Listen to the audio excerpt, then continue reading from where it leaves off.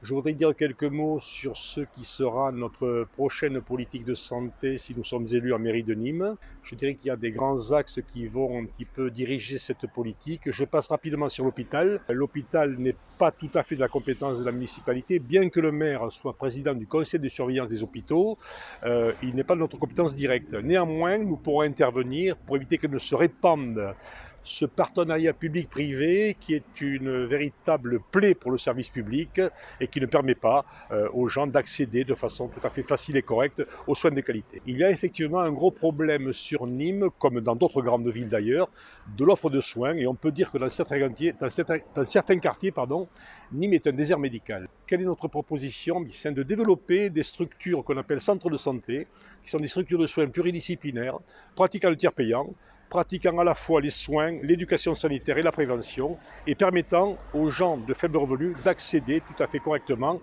à ces structures. Il s'agit pour nous de faire le constat suivant, c'est qu'il y a des structures de ce type qui existent sur Nîmes, mais en nombre insuffisant, et elles n'assurent pas surtout la permanence des soins.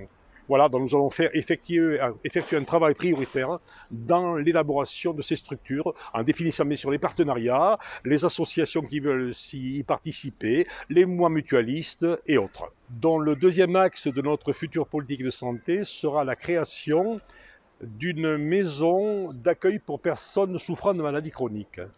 Il ne s'agit pas dans ce cas-là de se substituer aux médecins ou aux structures hospitalières, mais il s'agira d'accueillir dans cet établissement, dans cette maison d'accueil, des personnes souffrant de maladies chroniques, de façon à leur permettre de bénéficier de soutien à la fois social et psychothérapique éventuellement, d'espaces de convivialité, d'espaces de loisirs, d'espaces de culture et puis d'espaces d'activité physique. Troisième axe de notre future politique de santé pour Nîmes, c'est l'accroissement des compétences et des missions du pôle municipal de santé. Depuis quelque temps, on a vu se réduire comme peau de chagrin les compétences de cette structure, de grande qualité par ailleurs, mais du fait des politiques municipales suivies. On a vu par exemple disparaître le centre de vaccination international, et on a vu se réduire également toutes les missions d'éducation alimentaire auprès des scolaires, de prévention de certaines maladies également, et en général d'éducation sanitaire.